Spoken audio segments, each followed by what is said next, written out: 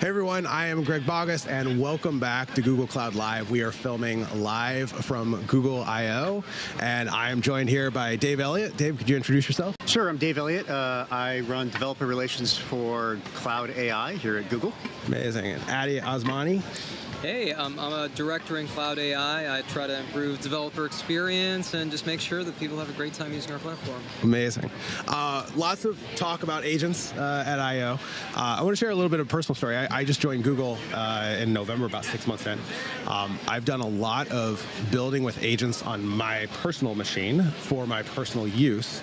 I think the thing that's amazing to me about working inside of Google is the scale at which everything operates at. And I wonder, Dave, maybe you could start us off talking about, I suspect we have a lot of folks watching this who have built their own agents. Yeah.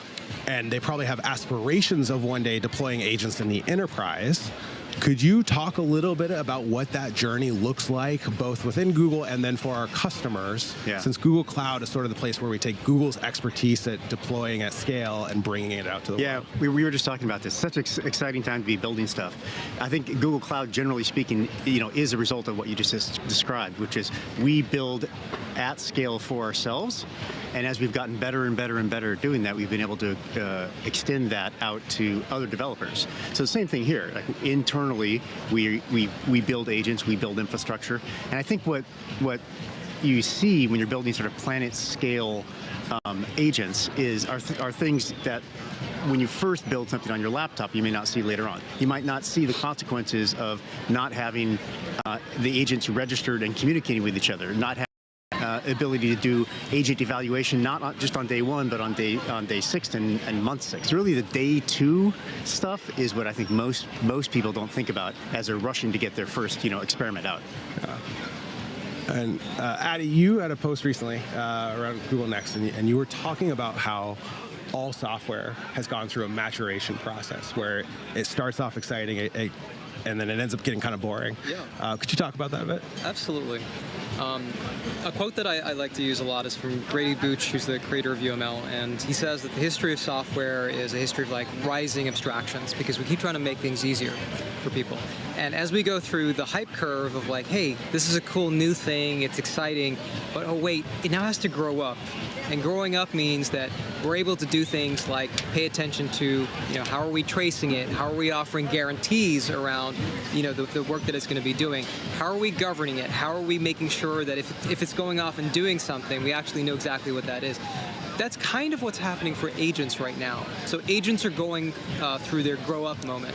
And that's exactly what the agent platform is there to help you with. That's a good segue, actually, into talking about the agent platform. So we launched back at Next about a month ago, the Google Gemini Enterprise Agent Platform, what we call an agent platform. This is actually a good time to bring up that slide.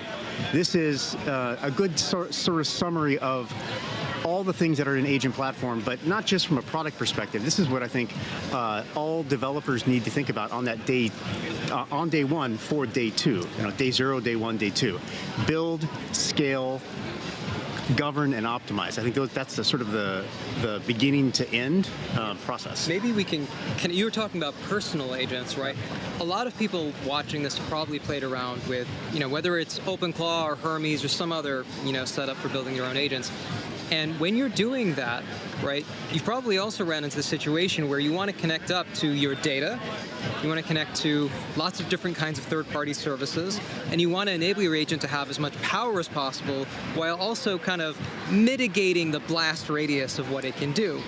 And when it comes to, being able to run agents at scale for a business, all of those concerns become very, very real very fast. And that's really where Agent Platform tries to help you with primitives along the way.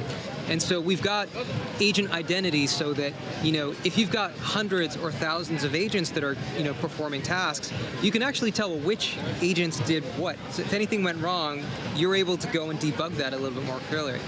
If you're wondering about making sure that individual agents have got credentials. We've got solutions to help you through that, so you don't have to like set up some insecure way to connect up to those third parties instead. Yeah. It's all very, very managed, and I feel like that can give businesses a level of confidence when they're trying to go from, hey, here's a personal agent able to do a few cool things, to we're actually running a business with lots of agents at scale. And you said, when we were talking before, Greg, you said that it's sort of like, I may not need this now, but by working in Agent Platform, even just looking at this slide, which I love, even this chocolate bar diagram, I love because it makes you sort of think about things that maybe you wouldn't have thought about in the past. Maybe it's not relevant for you. Maybe you're really just building that one agent you're going to run on your home computer, and it'll check the score of the baseball game. Yeah. But it might not be. And down the road, you should at least know what these things are that will worry you. One thing I love so much about being here is been able to meet so many customers. And I met a woman last night at dinner. The picnic table's over here, and she said that she works on multi-agent orchestration at her company. And I was like, well, what company is that? And it was a large health insurance company. And she's talking about, like, yeah, we can't just run YOLO mode on health records, right? Like, there's HIPAA. And so I suspect for most folks here, there's a continuum from building agents for personal use on a local machine to, that degree of regulation and privacy concerns. Absolutely. I mean, I think it's amazing that so many people are playing around with their own custom personal agents right now. It will give you a better sense of capabilities, right? And then you can take that to work and actually work with Agent Platform. Film and live. Wonders of liveness. But they can then take that to work and understand, okay, well, here are the places where I wasn't quite sure, or I'm a little worried that my agent may have access to like information it shouldn't, or credentials it shouldn't, or those types of things. And again, this platform allows you to control that blast radius in a way where you've got more guarantees than you otherwise would. Yeah, and to be clear, I think we still are in the era of exploration and experimentation. Just do it with your eyes open. Yeah. Well, I think that it's nice to be building on a platform where there are guardrails, because when you know you have guardrails, you can build more confidently, and you can experiment more when you know you've kind of cut the downside risk. I think you had another slide. Yes, a choice for agent development. This is something that we put together for this event, since we launched several things. Do you want to talk? Through the Antigravity? Sure. We can talk through a few of these. So, just at a high level, we're trying to give people a number of entry points for being successful building agents. Maybe you don't have a lot of strong technical background, right? Or you're more of a visual person. That's why we give you, Agent Studio. It's great for being able to visually construct what your agent setup, your sub-agents, what all that's going to look like. You can go and experiment with different models that you want for each of those pieces. You can generate ADK code using it as well. It's very powerful. We also recently announced Managed Agents API. Now, the way that I would think about Managed Agents API is you now have the option of either going very configuration first, or going very engineering first if you want to go and use ADK. Yep. Would you agree with that? I think that's exactly right. I think ADK, I always start, because I'm a developer, as, we start to build with ADK. But that's because I'm a developer and I'm code first. But you're exactly right. We now have these other entry points for people to get quickly to value and to be able to experiment, and actually to really get down the path where eventually maybe they'll move into a more flexible framework like ADK. Yeah. So at Next, we announced the Agent CLI. The ADK team has done a great job over the last couple of months, sharing skills, best practices, workflows, everything that you need to do to be successful. But we also heard from folks was like keeping track of all of those pieces was getting a little bit hard. That's really what Agent CLI was trying to help with, just bringing together all of those into a package so you don't have to worry about duct taping them together yourself. Yeah, and it's been pretty popular, right? It's got, I don't even know how many thousands of stars now. Yeah. It's been great. It's been great. Antigravity was a very big part of I/O yesterday. Quite a lot of content, demos, announcements around it. And Antigravity, if you haven't seen it or played around with it just yet, it's our primary solution these days for people who are, using AI for agentic coding and agent orchestration. I would say that very similar to other solutions for agentic coding, we've been increasingly shifting towards workflows where people are working with multiple agents at one time. And so it makes a lot of sense that your primary UI is also going to evolve in that direction, a little bit away from an IDE and more towards how do I manage all of these agents and the work that they're generating. And so that's very powerful. You can also use Antigravity with all these other pieces if you want. So if you were trying to build out your business using agents, you can use the agent CLI with Antigravity, give it to your agent. It will be able to do everything that it needs to do to help you automate those different steps of your workflow.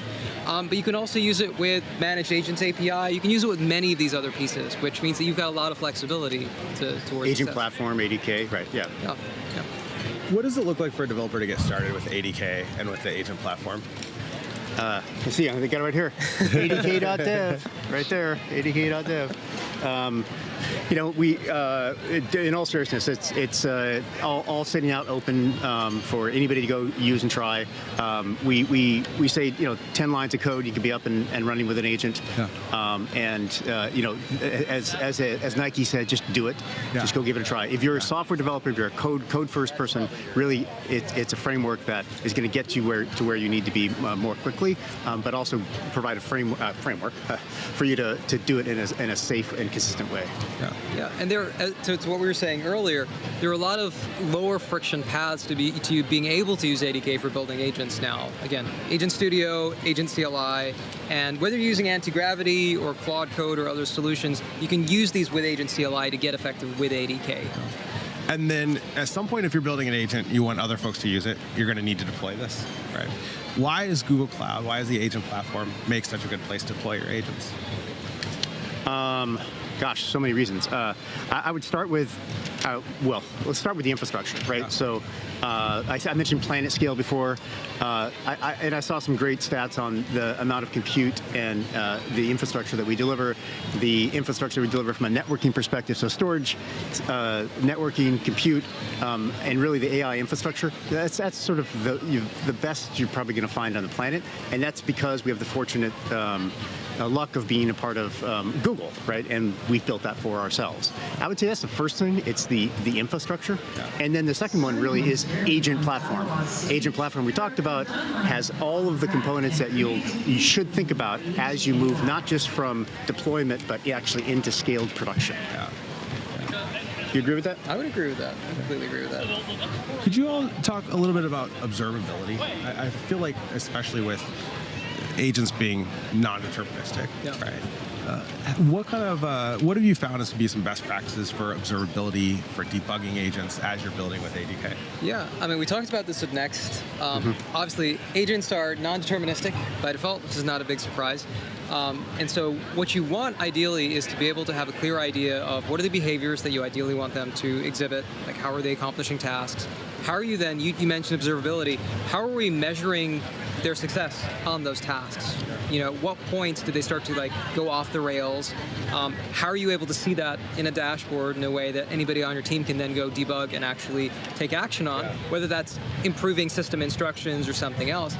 And so I would say that there is a lot in our platform that helps you there, including in the optime bucket. Yeah, I was funny when I always try to call out anomaly detection, because I think that's one of the really interesting things. Like when you run through Agent Gateway and you have model armor running, which can identify things like prompt injections. That's great. But then if something happens, to be able to identify that it's happened, you have anomaly detection. So you can identify when the logic suddenly takes a leap in one direction or the other. So observability has a lot of different connotations. That, to me, is a really important one that people overlook. You said something there, model armor. Talk about model armor. Model armor is what I just said. It's a way to create a protection from things like injections that in an unprotected environment could cause catastrophic changes. That and again, without something like anomaly detection, you'll never know. Amazing.